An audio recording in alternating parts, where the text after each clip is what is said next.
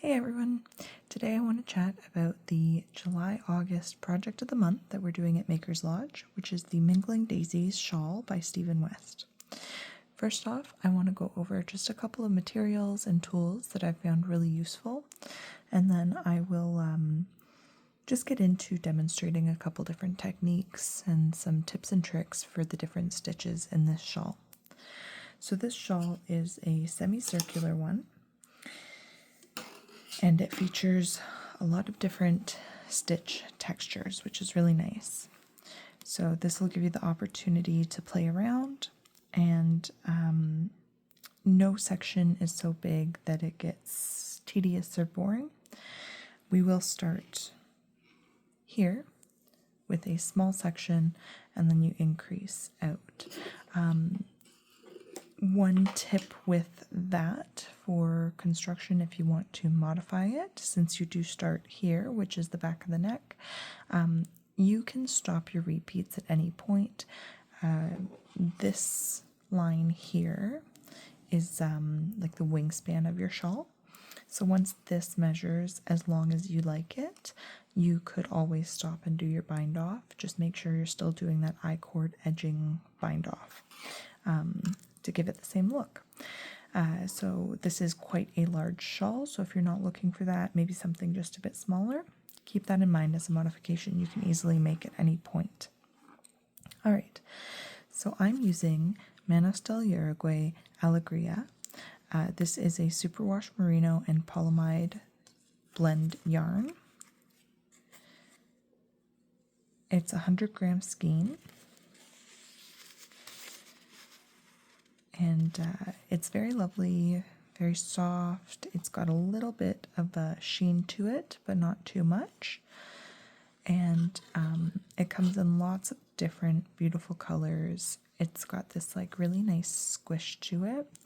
I wanted to go with something very bright and vibrant for this shawl. I thought it just kind of speaks to a very summery color, and I do like accessories to be bright and fun. So that's the yarn I'm using. I'm going to use just over 2 skeins of this. So unfortunately, I'll have to break into a third ball since it only comes in 100 grams. But I'm not that upset because I will make some other matching accessory or use the remaining part of this for a different shawl. Okay, next up, the tools that I've found very useful while making this shawl. Very first and foremost, for your needles. Due to the nature of some of the stitches, you'll want your needles to not be dull. You'll want them to be quite pointy. I've used my Like set for probably close to 10 years at this point, and the 3.5s are a more used one.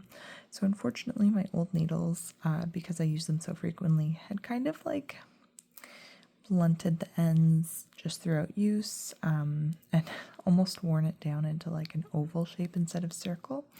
So I did buy a new set of tips just to replace those in my set, because I did try with my old ones and I was really struggling to get my needles through some of the stitches. So nice pointy needles are your first go-to.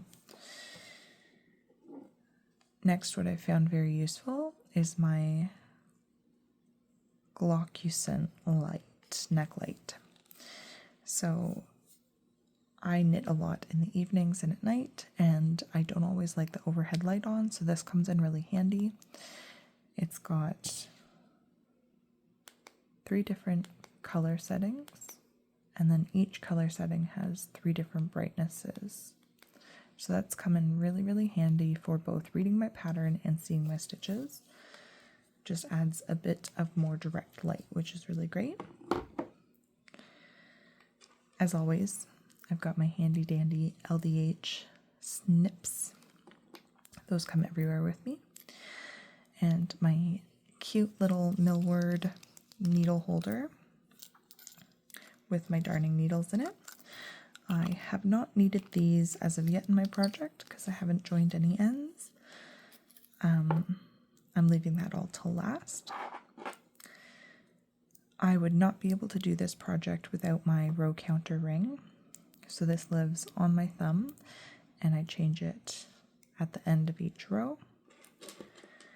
And then this I would definitely recommend for any newer knitters or people who are newer to cables, is a little cable needle. So this is the Knit Picks cable needle.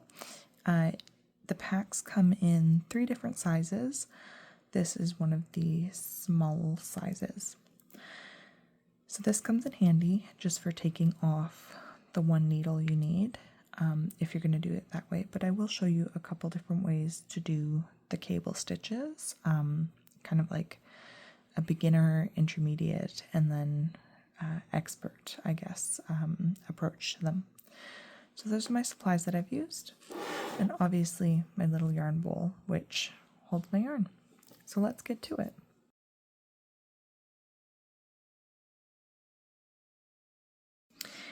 Alright, so one of the stitches I did want to touch on is a yarn over.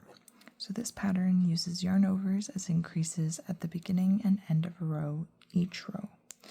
I've found that it's actually very easy not to miss them, but to think you've done them and have them actually slip off your needle without you noticing. At the beginning of the shawl, just in that first little bit where you cast on, I didn't know what was happening. My stitch count kept on getting off, and I wasn't sure what was happening. And once I realized that it was the way I was doing my yarn overs and that I just had to pay attention, I won't say I haven't had any issues since, but it's definitely reduced the number of errors. I also want to note that if you are off in your stitch count, you can always add a couple stitches in. I would recommend in your garter section, because that's pretty plain. They won't be as noticeable. And if you're missing, say, 10 like I was, you can always spread them out throughout that row without it impacting that section. Whereas in your texture sections, if you throw in an increase in an odd spot, it could throw off your pattern. So in this case, after I demonstrate the yarn over, I'll also demonstrate adding a stitch, because I am off by 1 stitch. And I will also point out a little trick of how to check after. So starting continental style, I'll demonstrate. We're going to knit our I-cord, and then we're going to do our yarn over. So the same thing as a normal yarn over, we're going to bring it to the front before going over the needle to the back. And we want to make sure that that stays on our needle as we knit the next stitch. So I like to put my finger on it and knit my next stitch, and I can see that I still have a yarn over. Okay, so English style, we're going to start the row the same way with the knit 3. I'm going to just change hands here. But what we'll do for our yarn over here is we'll bring it through to the middle, through to the front, through the middle, before going back over our needle towards the back, and then knit our stitch. Same thing there. You can see we still have that yarn over on the needle. Then we can continue on in our row. In this case, I'm just knitting this row. So I do want to add a stitch because I was missing one. So I'm going to just use the same technique, use throughout the pattern, that make one. You can also knit front and back, which just leaves a bit less of a gap, but it does give you a purl bump. And I don't know if I want a purl bump in this section, just given the texture. You could also pick one up and make one as an option, but I think this will be fine. So I'm going to finish knitting that row, but I do want to show you guys how to identify that you've done your yarn over at the beginning and end of your row. So your first 3 stitches should always be your I-cord, and same with your last 3 stitches. Your 4th stitch, you're going to want to look to see if the bottom is more open. It's hard to see on such small needles with such small yarn, but you'll see at the back here, instead of closing a bit more like a teardrop as if this were my stitch, the yarn overs are going to want to stay open at the base like that. So you're going to look for that on your 4th stitch, and you're also going to look for it on your 4th from the last stitch. So this one really shows how the base of a yarn over is more open before it's worked. Once we work it, it'll kind of close it back up. So what I do is when I'm starting my row and I knit my first 3, before I knit the next, or before I yarn over and knit the next stitch, I want to look for that openness in the base, because that's somewhere that you can also catch it. If you maybe forgot them on the previous row, you can pick them up in this row and continue on. And same thing with back here is when I'm approaching the end of my row and I get to the last 4 stitches, I look for that open base before knitting it, doing my yarn over, and continuing on. So keep that in mind. If you do need to adjust your number of stitches, insert it on a garter section. That's going to be your best bet. Or if it's simply you're off by 1 or 2 stitches, grab it from the previous row on the one you're currently on. What I like to look at instead of counting all my stitches, because right now I believe I have probably close to 450 stitches on my needles. I'm not counting them every row by any means. At the beginning of my row, I can look to see if my pattern is lining up correctly, which I don't believe it is this last row because I was a stitch off, but I don't think that's going to bother me too much. I'm not going to fix it because it's 400 stitches and I don't feel like undoing them. But where I find the easiest to identify if you're off is at the end of your row, because the pattern's going to specify, repeat to X number of stitches and then say like knit 1, purl 1, knit 1, for example. And so if you can't do that knit 1, purl 1, knit 1 before your I-cord stitches because you don't have the right number of stitches, that's a great way to identify that you're off by the number of stitches. And then you can go from there to adjust.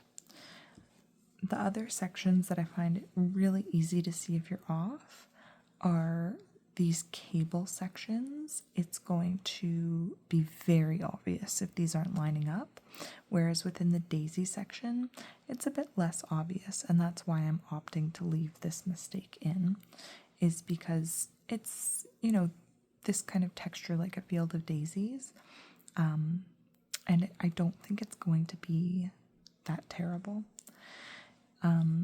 Your ribbing section, or broken rib, I should say, that one will again be a bit more obvious if it's off because you have a line of knit stitches and a line of the broken rib. So that will be more obvious if they're not lining up. So just keep in mind that as you knit, you can look at the stitches below to see if you're lining up, because maybe then if I had been paying attention, I might have caught this error at the beginning of my row rather than the end, and I might have fixed it at that point. And we're at the end of the row, so I'll show you a yarn over at the end of the row. In this case, our last stitch was a knit stitch, so we're going to bring our yarn to the front, over the needle, back to the back. Usually we would start our next stitches here. But because we slipped the last ones, we're going to then bring the yarn back to the front, closing our loop before we slip those stitches. So that when our stitches are slipped, you'll see our yarn is caught there and our yarn over is stuck. So I'm just going to undo these to show you the same thing English style, just because at this point rows are very long and it takes a long time to get back to the end of a row. So we've ended on a knit stitch, our yarn is at the back. What we're going to do is bring our yarn forward between the needles before going back around, and usually we would start knitting here, but instead we're going to bring it back through the middle before we slip those stitches, and now our yarn is stuck in place.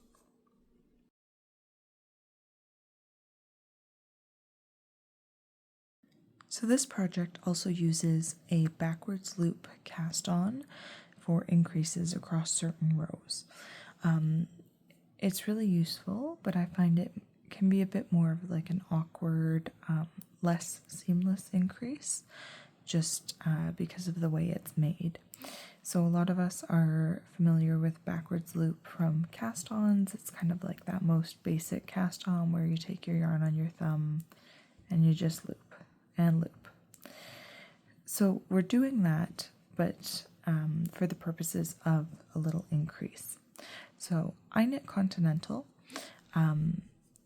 so this is the way I hold my yarn, and I find the easiest way for me is to drop it and put it on my finger this way before dropping it on my needle. And that way my yarn kind of seamlessly comes back into my hand at the end of that. So again, I'm holding it, I switch, drop my loop on my needle, and I'm back to holding my yarn. Another method, continental, if that is a bit too awkward for you, would be to loop it around your thumb as you would for a cast on and drop on. Loop it around your thumb to cast on. Loop it around your thumb and cast on.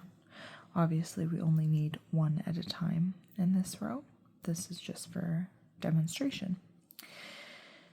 If you're knitting English style, I find it just a bit less seamless, but not unachievable. It's just not as quick because I find with all things English, you do have to pause a little bit more. So knitting English style, one of the ways you could do is to just kind of like pick it up with a little pinch and pinch it onto your needle like that. So again, we're picking it up. You'll notice like the yarn is wrapping the same way as if we were holding it in our other hand for a cast on. And then we just kind of, after we pick up our loop, it's hard to see here, but I'm putting it over my needle and pulling it on. And then we can knit on like that. And alternatively, I'm going to leave that on for now. Alternatively, with English style, say we knit, we can always drop it. And if it feels more comfortable for you to do it like you would a cast on, just switch that yarn in your hands and work it as a cast on, as you normally would at the beginning of a project. So it's a fairly straightforward increase. Just a bit less seamless than what we're used to with yarn overs or the make one left, make one right. But definitely worth it at the end of it. And I'll just demonstrate here how I incorporate mine into my work.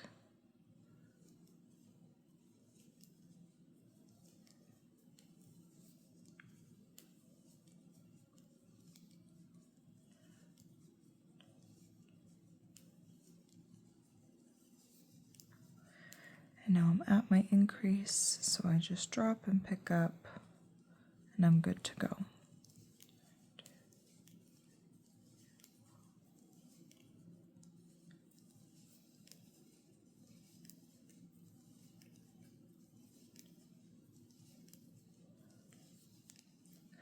And again, just flip that yarn around on my finger, and good to go.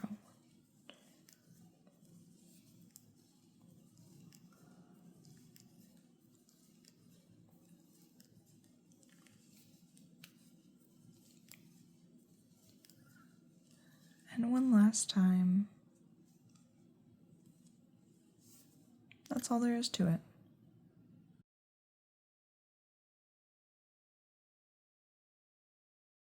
Just as I get started, you'll obviously see the beginning of the row here. And I am on a daisy stitch section. So I'm going to start off by showing you this continental because that's the way I usually knit and it's what's most comfortable to me, but then I will show you a couple in English style. So I've done my yarn over. I want to make sure my yarn is all the way to the front. For me, this is how it looks. And I'm going to go through my 3 stitches. Now, I find sometimes with this, on the first one only, I really have to kind of dig around to catch all of those stitches. It's mostly just kind of like pulling them open. I only find I have this issue with the first one of the round, just due to the yarn over. Okay, so make sure I've got my yarn to the front. Okay, I'm through all 3. Now I'm going to purl, yarn over, and then purl again. Okay, and let's see that again. So yarns to the front, 2, 3, and you'll see that that was a lot quicker and easier to pick up that time. So purl, yarn over, purl again, and one more time. You'll see this is where those sharp needles really come in handy. Not sharp, I should say pointy. The pointy, precise tip is going to make it a lot easier to get all 3 of those stitches onto your needle and to get back in and out of it without splitting your yarn.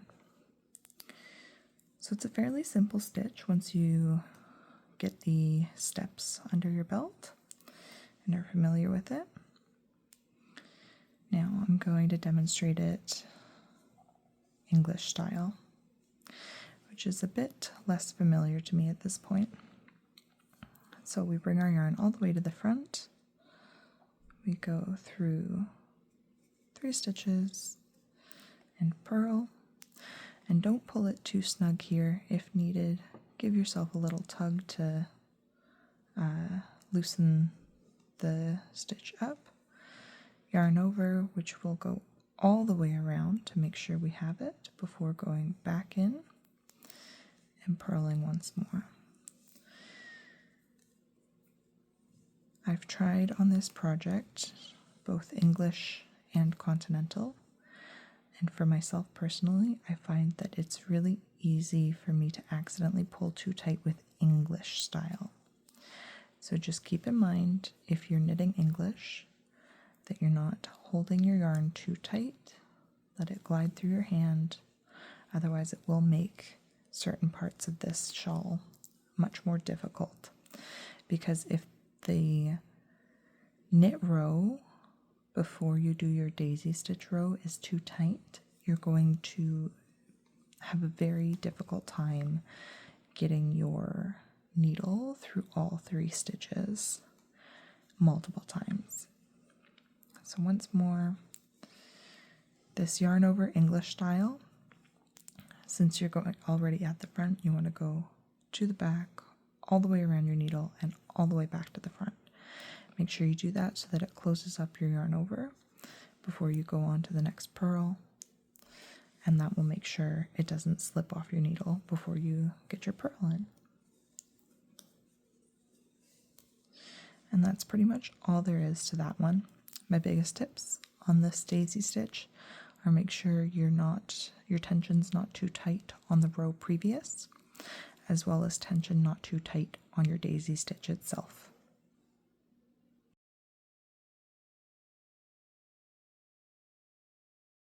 Next up, we have our cables. So there is a C to B and a C to F. So that's a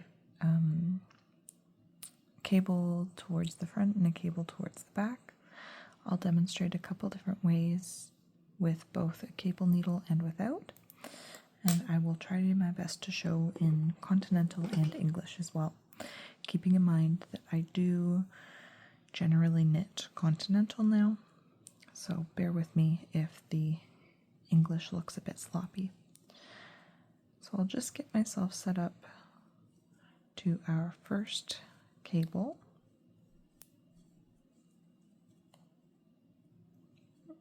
Okay. All right. So I'll start off by showing with a cable needle. So this row, we're doing C to B. So we're going to take our first needle, our first stitch and put it onto our cable needle. Hold that to the back of our work and knit into our front stitch before knitting into our back stitch. And just you'll change the needles as needed in your left hand. So going on to another one, I'll show that one more time. So hold it to the back,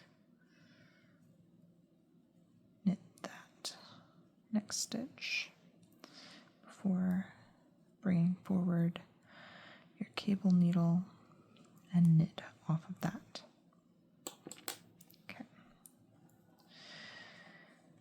And I'll show with a cable needle, English style.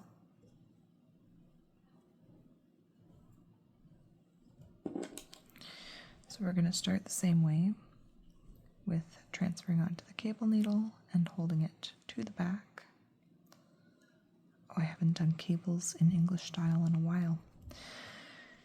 Knit your next stitch as normal, and then bring forward your cable needle and knit that next stitch. You don't want your tension to be too tight here, otherwise it's going to really cinch in your cables and create puckers in your work. But you also don't want it to be too loose, because then you will have gaps in your cables. Okay, so hold that to the back. At this point, I definitely find English style a lot more difficult, and not difficult, but rather awkward to manage. My hands just aren't really used to it anymore. So that's how you'll do that with a cable needle. So I'm going to set that aside, and I'm going to show you a couple different ways without a cable needle that you can do these tiny cables. I'm going to start with Continental, and we can do the pinch method, and that's where you just take your stitch off your needle, hold it to the back, pinch, and work that next stitch before I split my yarn. Oh, I really did a number on that. Okay, before putting your stitch back on your needle and knitting it. Okay, so once more, pinch and hold it to the back. I definitely find this to be the more awkward method. You could also just drop it to the back if you're confident that you're not going to pull on your work and lose that stitch. I am not that confident, so I will hold on to mine. Okay, and we'll see if I can manage this English style as well. So English style, I believe it's going to be more easy to hold it with your left hand. Just do whatever feels comfortable, whether it's holding it with your left hand or right hand. Knit that next stitch. Put it back on your needle and knit that next stitch. And that's all you're getting because it's just too awkward for me. Okay. Now next up, we can do something similar to the pinch stitch, where we hold one to the back before slipping. And I'm going to drop that stitch, aren't I? Shoot. Basically, what we're trying to do here is swap the stitches on our needles before proceeding to just knit them in the order they appear. Again, it's just a bit awkward to manage, but I will show you my favorite. So the order I've shown you those in is kind of like beginner friendly to more intermediate, and I would describe this as the more like experienced knitter / expert approach to a small cable.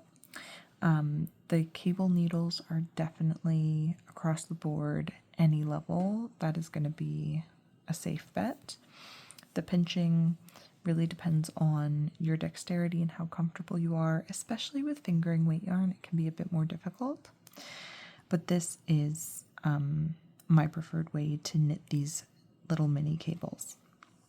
So I'm going to knit them without removing them from my needle. So I'm going to start with my, like out of the 2 stitches, the left stitch, and I'm going to grab that stitch as if to knit, but you'll notice it's a bit awkward because there's the stitch in the way. So instead of going straight through like normal, I'm bringing it just towards the front. I'm wrapping my stitch, I'm pulling it through, but I'm not pulling it off yet. And then I'm going into that right stitch as if to knit, wrapping my stitch, pulling it through, and now I'll pull both off. And as I pull both off, you'll notice that the 2 stitches then twist. And so this order will change depending on if I'm doing a cable 2 back or a cable 2 front. So I just go in like that before going into the second stitch and slip both off.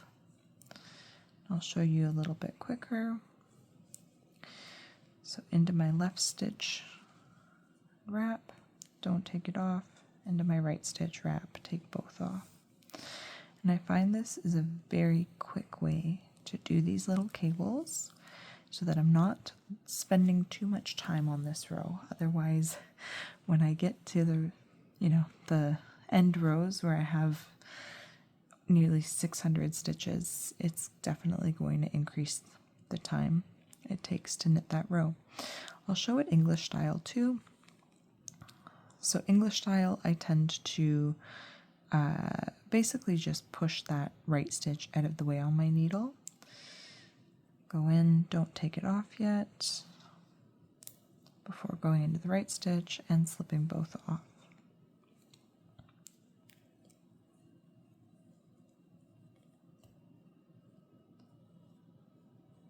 Okay. And another time we go into that left stitch and knit before going into the right stitch. And oops, I went through both stitches, knit and slip off.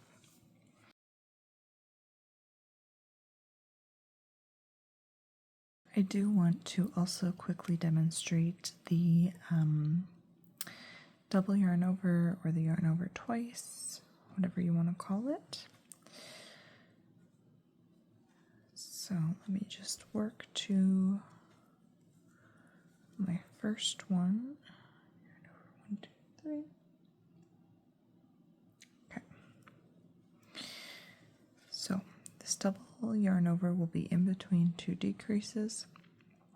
Continental style, what we're going to do is just loop, loop, and then go into our next stitch. And as with the yarn overs at the beginning of the row, as I loop and loop, I like to hold my finger on that to make sure it doesn't slip off before I go in to work my next stitches. Okay, and that's going to hold it on. And I will also show English style just because the yarn overs are worked slightly differently. So yarn over, we're going to come forward and around, hold before, oh, that should still be in the right place.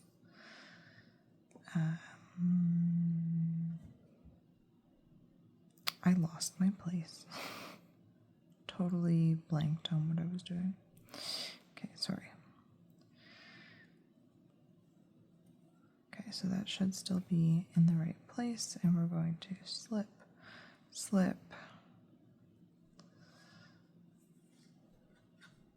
and through the back loop. Okay, there we go. I'll show you a few more times. So knit 2 together, around, and hold before we do the next slip, slip, knit. And if you do let go of it at this point, it should still hold that next yarn over. You just want to make sure before you do your next stitch, you're bringing it all the way back into the correct position before continuing on. So they're pretty simple. Just make sure you have those 2 loops at the end of your yarn over. So you can see I've got slip, slip, knit, 2 yarn overs in a row, and, oh sorry, rather that's a knit 2 together, 2 yarn overs in a row, and a slip, slip, knit. That's what it should look like at the end.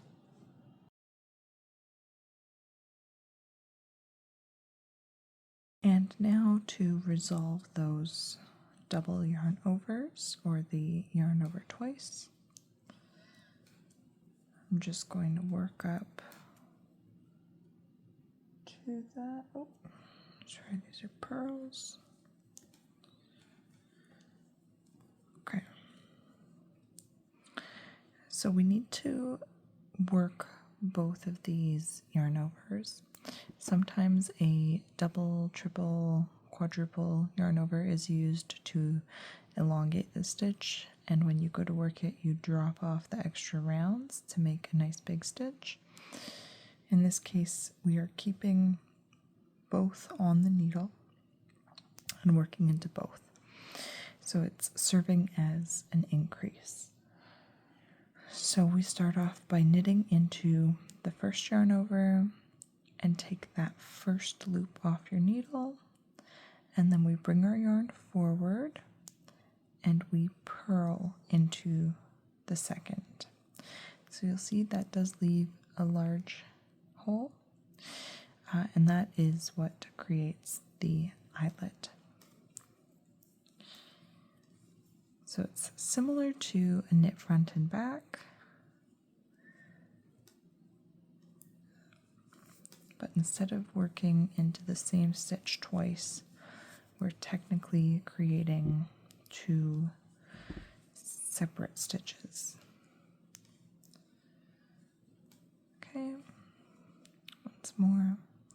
So we knit that first one and drop only that first one off your needle.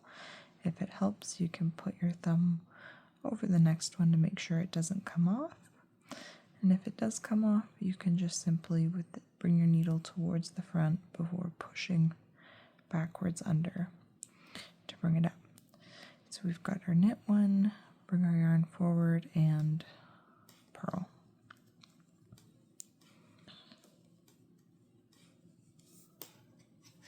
And I'll show it a couple times, English style. So we knit our first one, don't take it all the way off the needle, yarn to the front for purling, and purl.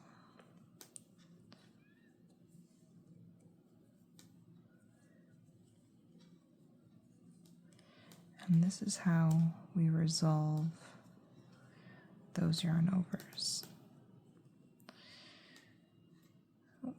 We purl.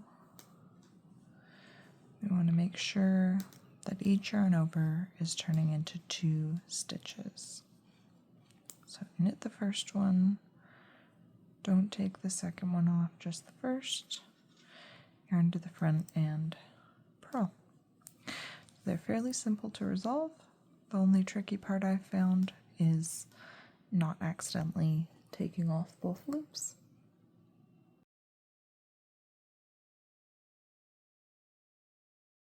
And now we're on to the cable to front, C to F. So this is going to be very similar to the C to B, just we're leaning the cable in the opposite direction. So let me just work up to that first cable here. Okay, and first I'll go in with the cable needle. Instead of leaning to the back, we're going to bring this to the front before working the next stitch on our needle, and then working that stitch that's on our cable needle. I should note too, if you find it easier to work that cable stitch by putting it back onto your left needle, you can totally do that. I just find it is an extra step that's not always necessary. Okay. And then I'll show you with, oh, are my cables in the right spot? No. What on earth? Huh. Okay, my cables are off and I'm not sure why, but I will just show you English style. So we'd bring that to the front and hold it. Oh. Hold my yarn actually, English style.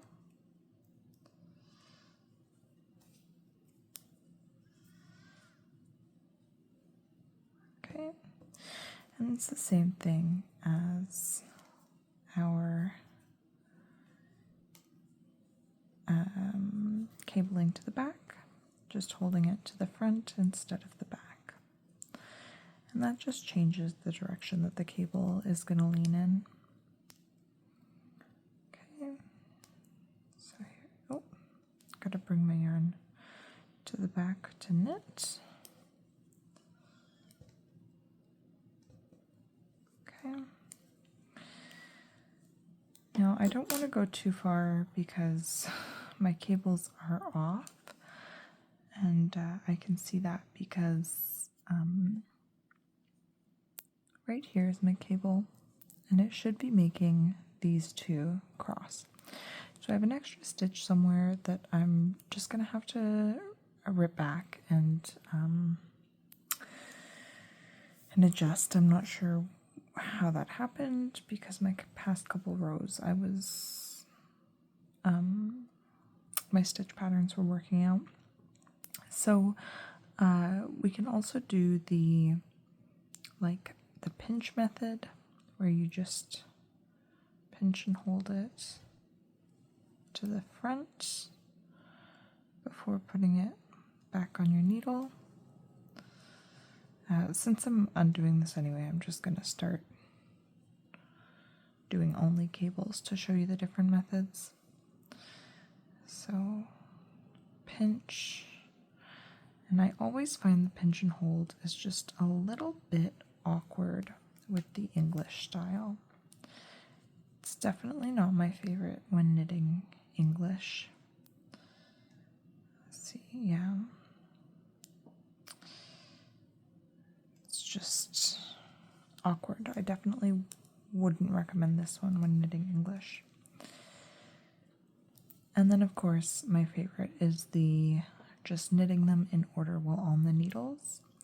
So in this case, we're going to insert our needle between our 2 stitches and catch that right post of the left stitch towards the back and knit, and make sure you're coming out behind that first stitch, and then you'll go in and knit normal and slip off. And when you slip them off, your stitches twist. So again, we go in between those 2 stitches,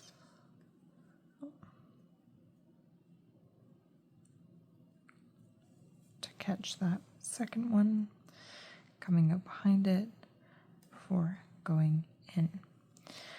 I have noticed with this method that you'll want to make sure you're catching the right post, so as to not twist your stitch as you knit, because if you accidentally twist them, example, if I went in through the back loop, you're going to end up seeing twisted stitches all through here. Okay, and one more time, we're going to go in between and then get that right post, come out behind that right stitch, and then go back in. So that's the cable section. I'm going to go back and fix that, and then I'll show you guys where I'm at in the project.